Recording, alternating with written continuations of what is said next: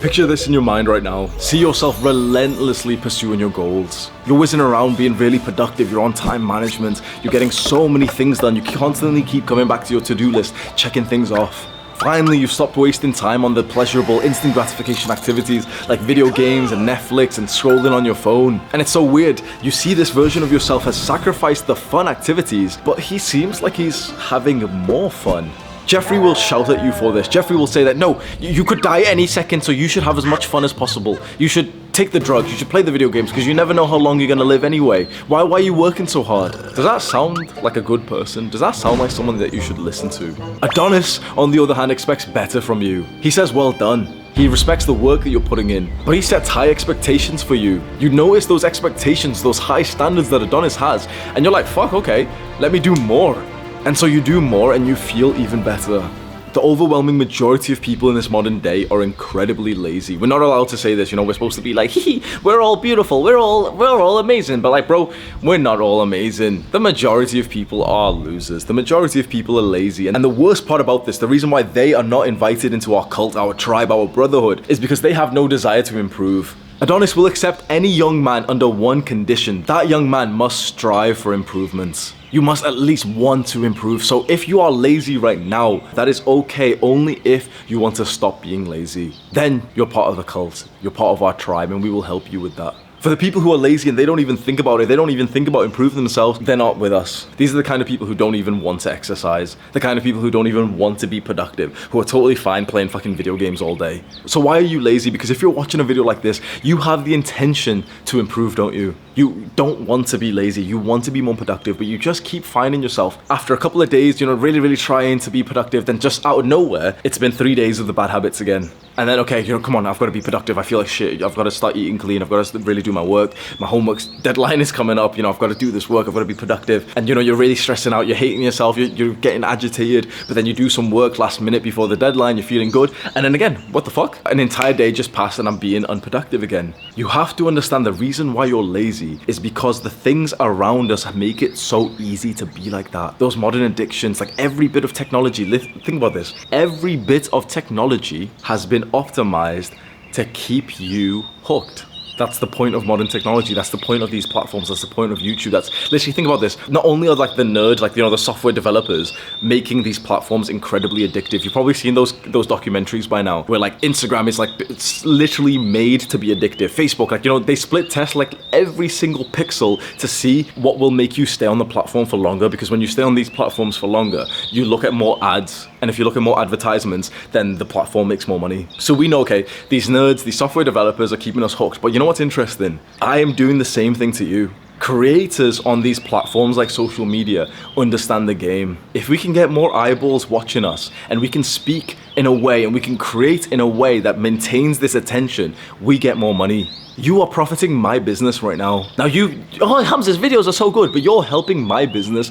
How about helping your own? Because you see, after a while of being on YouTube, I understand the game. I know exactly how to talk to hook your attention. I know exactly how to portray myself to hook your attention. No other YouTuber will tell you this shit, will they? Because like, oh, well, if I admit my secrets, they might not watch me. Like, that's small dick thinking. I will tell you the truth. I'll always speak to you in an unfiltered manner. I have done very dark research on how to like hook attention. Why do you think the channel's doing so well? Why do you think I have an incredible level of influence over our generation right now? So why are you lazy? Because everyone wants your attention and you keep giving it out for free. Worse than giving it out for free, you keep giving it out and profiting the people that you're giving it out to. You need to start investing your attention into yourself. The only time that I was able to make progress in my life was in 2020, halfway through 2020, I went on what's called a dopamine detox. Everyone fucking argues with me on this and they're like, oh, well, dopamine detox isn't scientific. That's not how, shut the fuck up, bro. That's not how dopamine detox, shut up. Do I look like a scientist? Oh, but dopamine is actually a molecule that I don't care. It's a goofy term, yeah, dopamine detox. So everyone comes at me with like, oh my God, shut up. So I went on a dopamine detox and that pretty much just means you drastically increase all of the good habits at once and you drastically decrease all of the bad habits at once. You don't do some gradual shit. You don't do like pussy stuff of like, oh, well, I can just play 1 hour of video games. No, you say to yourself, okay, I'm never playing video games again. I'm never doing the bad habits again. I'm always gonna do the good habits. I'm gonna fill my entire day with the good habits. I'm gonna completely eliminate the bad habits. Maybe I'll keep like the one main one that gives me like the biggest source of joy, and I'll do that for like 1 or 2 hours a week. I moved back home from the city that I was living in, so I had an apartment away from my family.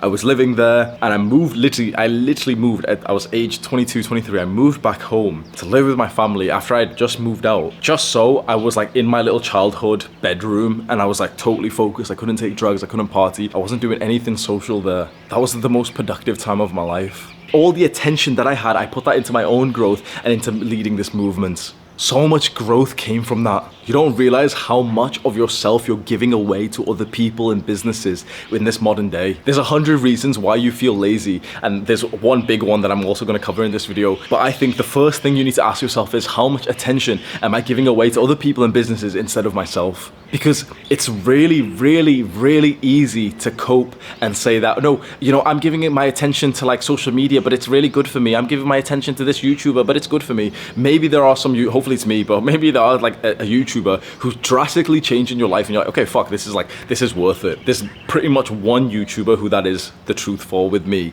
which is a YouTuber called First Man.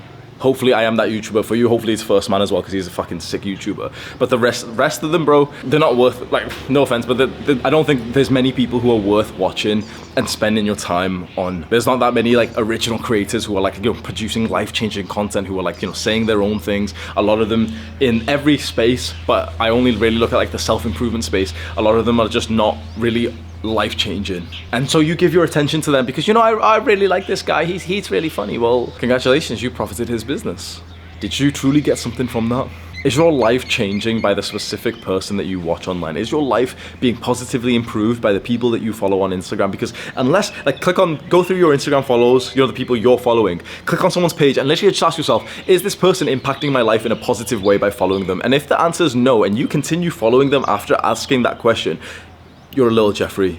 You should do like a cleanse. You should like just completely like eliminate these things from your mind, because the more that you consume like this like digital technology type of like, you know, media, the less attention you have for yourself. And when you have less attention for yourself, you automatically become lazy because you don't have that sort of mental bandwidth to go and be productive. Now, there is one major reason why you're lazy, which is other than attention. And it's something that like most people won't ever speak about. If you watch a video on laziness, everyone will talk like, oh, you know, well, I procrastinate, and like, oh, sometimes you just need to like, you know, just do the work for 5. Like, fucking, I hate that advice. Like, Pomodoro technique, just promise yourself to do the work for 5 minutes. Shut up. Any YouTuber who says that to you, just promise yourself, just do the work for 5 minutes, and if you want to stop, you can stop, bro. Who are they talking to?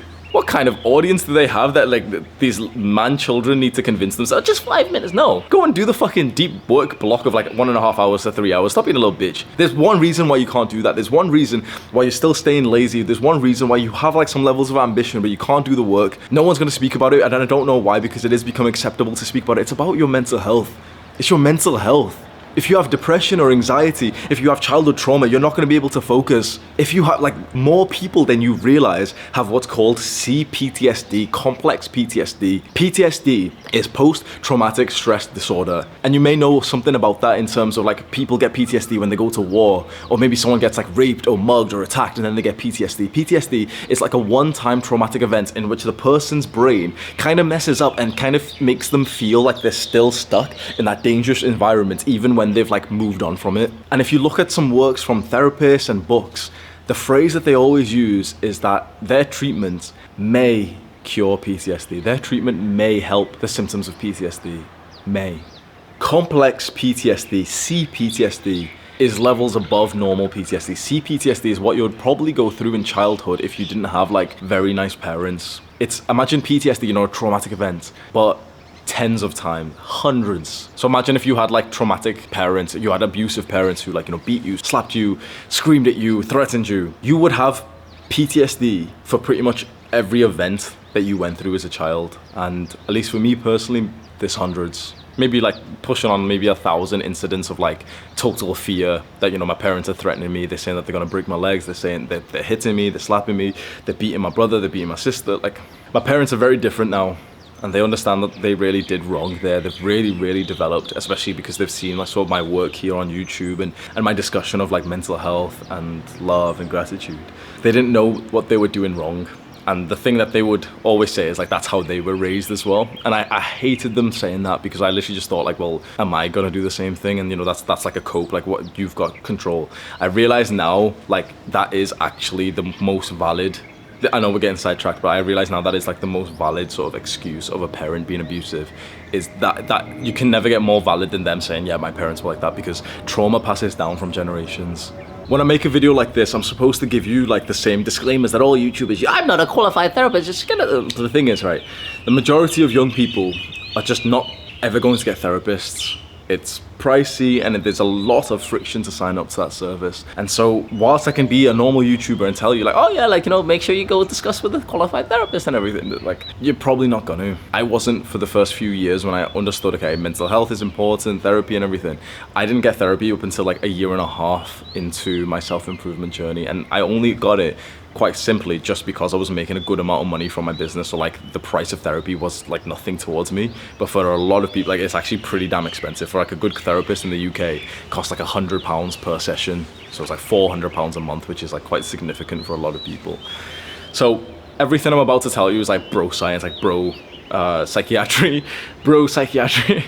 But from my experience and from what I've seen in a lot of like young guys that I've helped to become like more productive, when you've had those early childhood experiences which are full of like trauma and hostility and abuse, usually by your parents, things really, really mess up for you as you become an adult. I'm just reading a book right now actually that somewhat goes into this. It's a book by Brian Tracy and it's titled Change Your Thinking, Change Your Life. And he's not a psychologist or anything, but he does say some like very good truths about your psyche. And he says that children who were not given unconditional love, so children who were loved conditionally or loved just not much at all, they go on to have feelings of like, I'm not good enough. Because a child is like very, very receptive to the world around him, especially to his parents.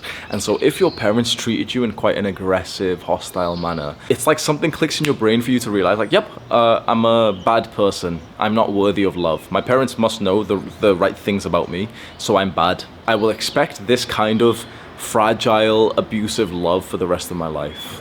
I will love myself in the same way, if I love myself at all. When you have these things deeply enrooted in your brain, like very deeply, is it no wonder that you can't be super productive? Is it no wonder that you like don't treat yourself like a good friend? That you don't treat yourself with love? Sometimes like your hygiene is poor. Sometimes you don't even brush your teeth. Sometimes you don't like clean your sheets, like your bed sheets for a while. You live like you don't love yourself because your parents raised you in that way. And one of the hardest, bro, I've been on self-improvement for a while. I followed the principles from Adonis. One of the hardest things that I still struggle to like learn, you know, there's not many people who have done like that much research and stuff, is this concept of self-love for someone who wasn't given it as a child. Self-love, this having this feeling of being good enough when your childhood experiences convinces you otherwise. And so I ask you again, is it any surprise that you're struggling to be productive, that you're being a bit lazy, that you're not cleaning your room? I want you now to reframe your mind with laziness and your bad habits. I've said this before. I think this is one of like the best pieces of advice that I've given. So I really want you to like just take this seriously. Imagine all of the bad habits: watching porn, playing video games. You know the ones, right? See them now no longer as the problem itself. See those bad habits now as the symptom of the real problem, which is your mental health. Because people with good mental health don't do those things. Now, people with good mental health, for example, they still masturbate. You know, a guy with great mental health, great family, still masturbates, but bro, he'll do it like twice a week. And to like amateur sort of like soft porn. At that point, it's like, you can say, oh, but if he'd be on semen retention, he'd be, shut the fuck up. At that point, it's like, bro, it's not that bad, right? It's not like, that's not a problem. People who've got bad mental health, bro, we're jacking off multiple times a day and we're watching some fucked up stuff. The same with video games. The guy with fantastic mental health, bro, he's playing video games with his friends like once a week. At that point, it's like, yeah, he's a little bit, he's not a Jeffrey for that. Like, do you know what I mean? He's like, he's enjoying himself and it's not in like a sort of negative, abusive way. The same with like junk food. Well, yeah, he has a pizza every now and then with his friends when like some sports show is on, fair enough. But it's all quite balanced. It's all like relatively healthy. The bad things he does aren't really that bad for him because he doesn't abuse those substances or those instant gratification activities. But the person with bad mental health, well, when he's going to eat junk food, which is going to be every day, he's going to overeat. Why? Because he has anxiety. And when you have anxiety, you want this feeling of like comfort. For some reason, like a lot of people with anxiety have told me this. When you overeat, especially sort of like junk food, you get almost like a feeling of comfort and safety, which sort of reduces the level of anxiety that you have in your brain. One guy that I spoke to, literally, like, we peeled back the layers, and he was sexually abused as a child. And he was a beast when I spoke to him. And the reason why we realize he binge eats is because he feels like he's not sexually attractive if he's fat. If he like keeps eating.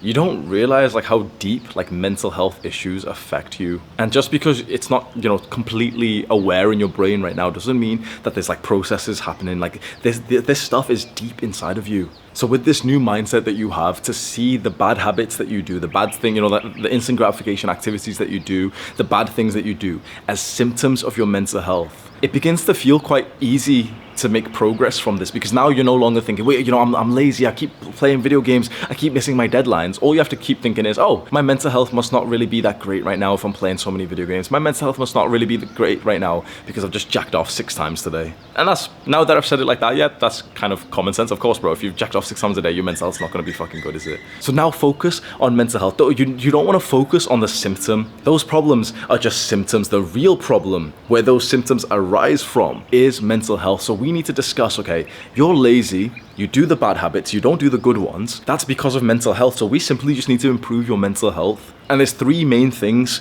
that will really do that. There's a bunch, and I've mentioned them loads on my channel, but there's like a few main things that you can do to improve your mental health. One of them is meditation. I'll just go over this quickly because meditation's just simple. A lot of people get it wrong and they overcomplicate it. I want to take you through like a very, very brief meditation session, and I'm going to do it in a way that isn't BS, because quite frankly, a lot of like the meditation apps that you may have tried to use, they overcomplicate it and it just gets weird as fuck, and they're telling you like, oh, visualize yourself on a beach. Shut the fuck up. Stop telling me to like visualize myself and there's the sunlight. There's a white light going from your chest. Shut the fuck up.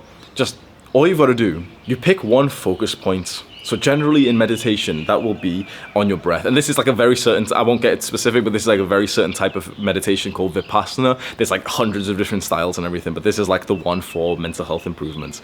You focus on one thing. So it could be the sounds around you. It could be the feeling of your feet. It could be the clothes on your skin. Generally it's the breath. And you just focus on it. Feel it as best as possible. Now, within literally a split second, 0.0001 second, you lost focus, but you were not aware that you lost your focus up until seconds, maybe minutes later. So if we just focus on our breath right now, literally just try your best. Do nothing but just feel your breath in your stomach and your nose. Within literally just a second, you'll lose your focus. You'll realize you lost your focus in some more time. The moment that you realize you've lost your focus, you simply just return your focus back to the breath. Every time you return your focus back to your breath, it's kind of like doing one bicep curl, like one squat for the brain. So most people get this wrong because they try to meditate and they get a little bit pissed off because they're like, wait, it doesn't work for me. My brain keeps like, you know, thinking about other things. That's the point. You can't just like start meditating and like clear your brain. Like monks train for fucking decades for that. And even they can't like clear their brain of thoughts. What it is, meditation is just the constant repetition of losing focus and bringing your focus back to the breath again. Losing focus, bring it back again. Losing focus, bring it back. So you actually want to have more of those thoughts in your mind, like, oh, I've lost focus of the breath. Let's bring it back to the breath. That's like one squat for the brain. So let's go and do fucking hundreds of squats every day. Let's do thousands of squats for the next few days. Let's do 100,000 squats this year. Well, then your brain's going to be way, way more focused on the present moments. The reason why mental illness hits us so badly, the reason why a lot of us have such bad mental health, is because we're so deep in our mind and we stay in that sort of like overthinking, negative, critical mode for so long. The more you meditate, it helps you cut that sort of deep negative thinking short, because you've been practicing that thing of like, oh, I'm thinking, so let's bring it back to the present moment.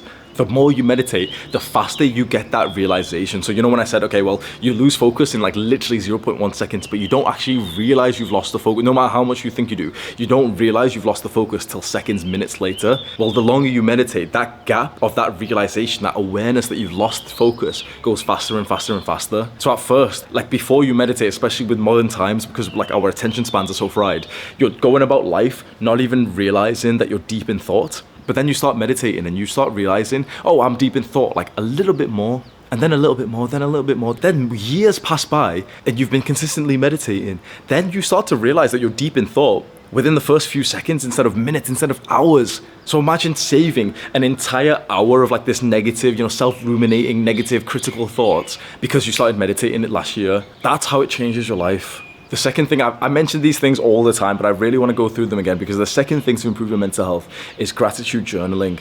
It's so simple. I do this every single morning. Just grab a piece of paper and just write, I'm grateful for X. Write in full sentences. Don't be a little bitch. Don't be like, oh, Hamza, can I do it on my piece? Shut the fuck up, bro. Can I do it on my computer? Can I just bullet point what I'm grateful? Can I write the same one every day, Hamza? When people ask me this, I literally just think, come on, bro. Have some respect for yourself. Like, are you literally saying to me, like, I can't think of anything else, or can I just write the same one every single day, Hamza? Is it still gonna help? Like, come on. Have some respect. So you write a new one every single day, and you write multiple, and you write in full sentences. It doesn't need to be like, a quick 30-second boost to your mental. Shut the fuck up. Stop trying to search for like shortcuts and stuff, right? You write in full sentences, and you write, I'm grateful for X. I'm grateful for this camera, which has helped me grow my YouTube channel. I'm grateful for the beautiful views around me. I'm grateful for the people who have been so friendly here. And you start doing this like every day, and you'll find that the more you write these things down, the more the thoughts of gratitude will naturally pop up in your brain. So before you start this practice, you're just kind of a normal person. You don't often get the thought, like normal people don't often, just go about life and get the thought like, oh, I'm grateful for X, I'm grateful for this. Do they? It's because it's not like something that we really think about. Well, the more that you put the intention to focus, like do focused practice of gratitude journaling, the more that your brain will start to do it automatically. And that's beautiful because then you're going to go about your day and like you're naturally going to get thoughts of gratitude. And that's really nice. Then if you want to skyrocket this, if you want to take this to the next level, start writing letters of gratitude. My life changed forever when I wrote a letter of gratitude to my father. I remember I was taking like some random online course about mental health, and it said to like, okay, we're going to get serious, write a letter of gratitude to someone in your family. And so I wrote one. I was going to start writing one for my father, and I sat there. I was like, oh, I've got nothing to be grateful for. He's an asshole. He's done so much, wrong to me. But I started writing and writing and writing and writing. And then I realized like, all of my life I had looked towards my father, my entire family so negatively. I had only ever fixated on their problems, the bad things that they had done for me. I had never taken a minute. I had literally never taken a minute to think about the good things he had done for me. Writing this letter, then the things started flowing out. It was like he sacrificed his life. He literally, he had a good life in Pakistan before we moved to the UK. He picked up everything, moved us to the UK so that we could have a British education. He had the goal that a lot of Pakistani Indian guys, parents do, which is bring their children over to a Western place like UK or US and get them a really good education there. And now all three of his children have a British university degree. And so I realized that, and I thought, you know what, he actually had a really good life in Pakistan before he had children. And since then, he's worked quite low-end, undesirable jobs for all of his life to provide for us. When I was young, I'd never really understood that because, it was just, oh yeah, well, dad goes to work. That's all I thought, right? But as I got older and I was doing this practice and I really visualized the jobs that I had worked, and I didn't really a lot of the jobs I had worked. I worked in customer service. I worked in night shift accommodation, homeless accommodation. And then I really, really emphasized with him, and I was like, fuck, I worked bad jobs for 6 months and I hated my life. I broke down. I would cry and everything. My dad's been working low-end jobs for 20 years now. How could I not be grateful for him? You see, doing a practice like this, I know that, you click on this video to stop being lazy and you just wanted 5 quick steps to be less, to be more productive. You just wanted some bullshit ass normal advice. Hopefully not by now, because when you click on a video by me, it's we're gonna get deep as fuck. I'm not just gonna tell you oh yeah, 5 quick ways to be more productive. My productivity increased drastically after doing something like this, because imagine how much more love and peacefulness there was in the house. Imagine how much more respect there was in the house from an act like this.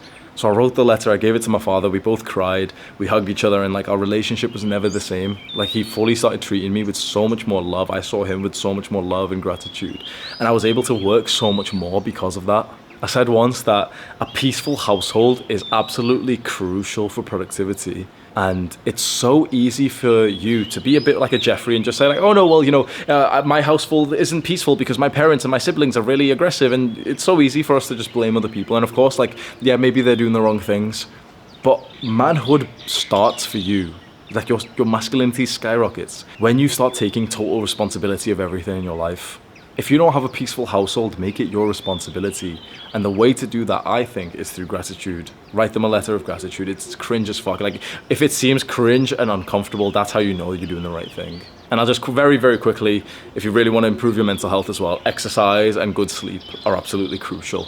And then there's a bunch of other things. Go out in nature, social connection, have good friends, have like an intimate partner, have autonomy of choice. There's a bunch of different things, but I personally just like to think about meditation and gratitude.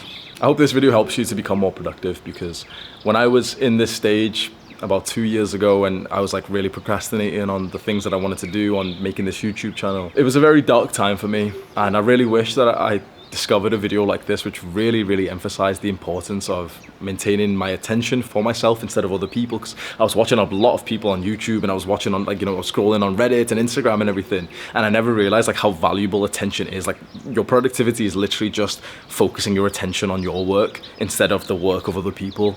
I wish someone told me that earlier, and I wish someone told me earlier the importance of mental health. This video took a different spin than I thought it would, than you probably thought it would, but I really think that this is more valuable than me just being sat here and just saying like, oh, well, no, step number 1, try the Pomodoro technique. Shut the fuck up. Oh, step number 2, download the Forest app. You see, guys, you can plant a tree, and then if you've done work, but if you leave the app, then the tree shut the fuck up, bro. If anyone's giving you that advice, bro, unsubscribe from their channel immediately. They're not trying to help you. You can subscribe to our channel if you want to. Welcome to the cult. Do the hard work, especially when you don't feel like it. Mwah.